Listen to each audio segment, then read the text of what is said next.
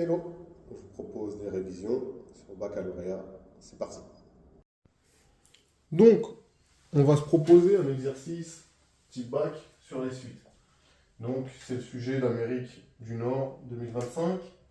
Et on considère une suite UN définie par le premier terme U0 égale 2 et par pour tout entier n la relation de récurrence suivante U indice n plus 1 égale 2UN plus 1 sur U indice n plus 2.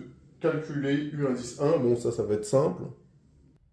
Alors évidemment, vous utilisez la formule de récurrence, et on a U indice 1 qui égale à 2 fois U indice 0 plus 1 sur U indice 0 plus 2.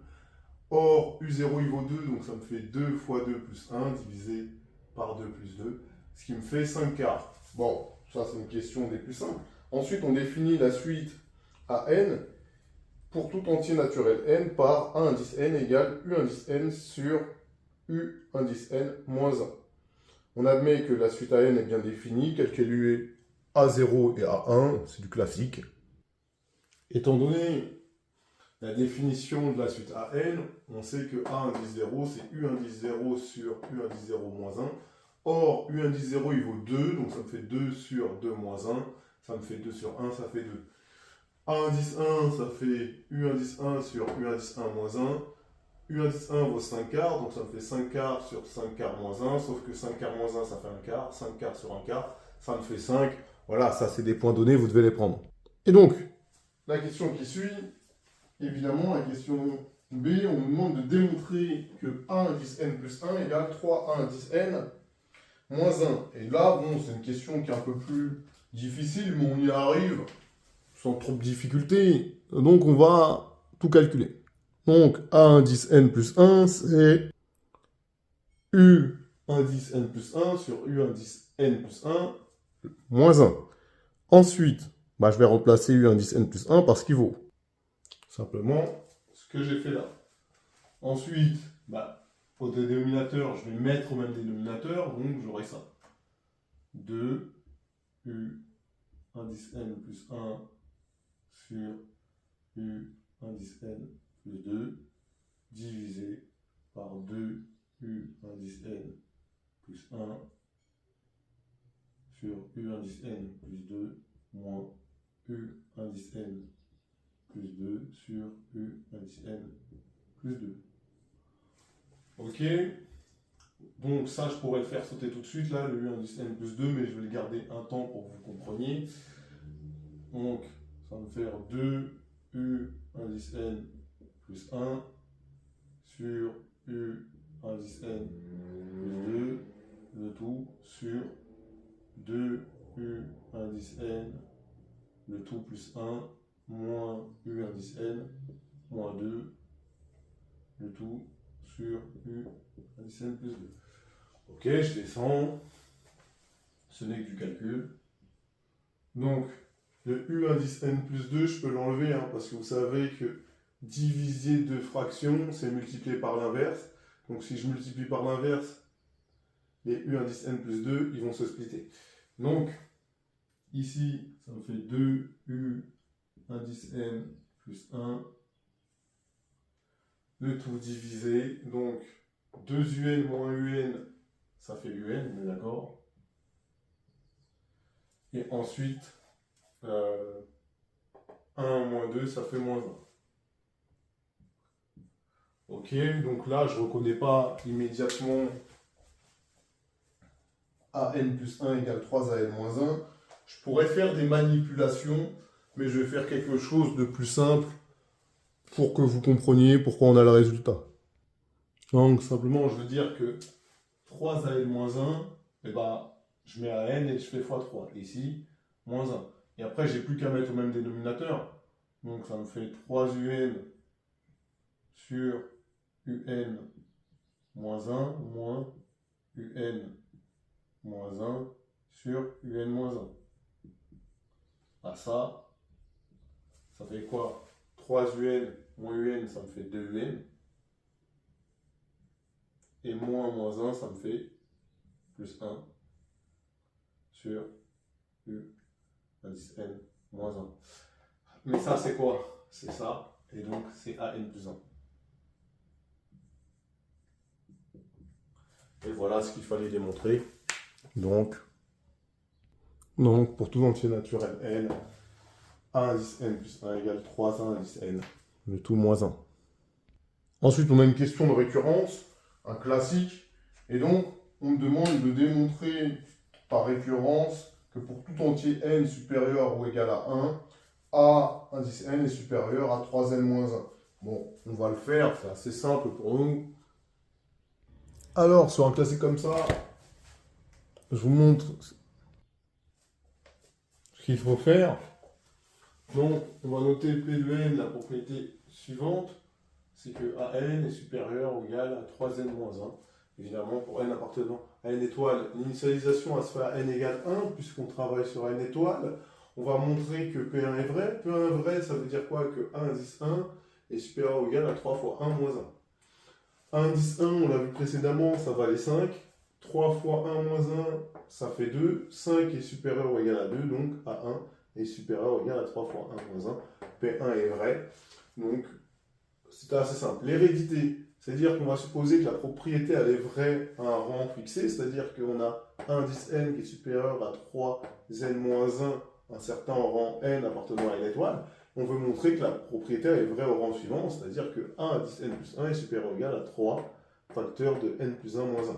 Autrement dit, que a indice n plus 1 est supérieur ou égal à 3n plus 2. D'accord? Parce que quand vous développez, ça donne 3n plus 2 ici. Je vais partir de mon hypothèse de récurrence ici, que a indice n est supérieur à 3n moins 1. Qu'est-ce que je vais faire? Je vais faire les opérations successives pour arriver à a indice n plus 1. Et on a la relation de récurrence qu'on connaît, c'est que 3 a indice n moins 1 est égal à a indice n plus 1. Donc d'abord je fais x3, donc ça me fait 9n moins 3, donc j'ai 3a indice n est supérieur à 9n moins 3. Ensuite, pour arriver à a indice n plus 1, je fais moins 1 de chaque côté, donc ça va me faire 3an moins 1 supérieur à 9n moins 3 moins 1. Autrement dit, a indice n plus 1 est supérieur ou égal à 9n plus 4. Mais c'est pas ça que je veux montrer. Moi, je veux montrer que c'est supérieur à 3n plus 2. Donc, je vais passer par une étape intermédiaire. Je vais montrer que ça, c'est supérieur à 3n plus 2. Rappelez-vous qu'on travaille sur n étoile, donc n est supérieur ou égal à 1. Autrement dit, j'ai 6n qui est supérieur ou égal à 6. Voilà. Si je fais 6n plus 3n, ça doit être supérieur à 6 plus 3n. D'accord? On a ajouté la même chose de chaque côté, ça ne change pas le sens de l'inégalité. Du coup, ici, ça me fait 9n qui est supérieur à 3n moins 6. Et si je retire 4 de chaque côté, ça me fait 9n moins 4 qui est supérieur à 3n plus 2. Mais si j'ai an qui est supérieur à 9n moins 4, qui lui-même est supérieur à 3n plus 2, ça veut dire que mon an plus 1 est supérieur à 3n plus 2. Et donc la propriété est héréditaire et la conclusion, vous connaissez, par initialisation et hérédité, la propriété est vraie pour tout entier n.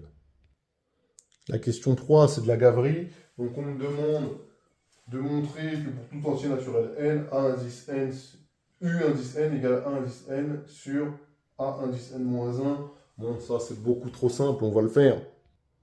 Pour le coup, je ne comprends pas qu'on pose ce genre de questions, donc on va me dire soit n appartenant à un grand n, u indice n sur u indice n moins 1, c'est égal à an, par définition de la suite an.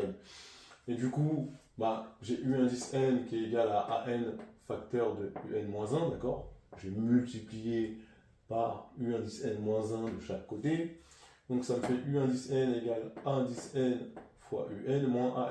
Ok? Le an, je l'ai basculé là, le un, je l'ai basculé là. Donc ça me fait an égale an fois un moins un. Ensuite, je factorise par un ici. Donc ça me fait un facteur de an moins 1. Et ensuite, on divise par an moins 1, ce qui me fait an sur an moins 1 égale un. Voilà, c'est assez simple. Maintenant, on va vous demander la limite pour finir. Et je me suis évidemment rendu compte que je n'ai pas répondu à la question numéro 2D, la limite de la suite AN. D'accord?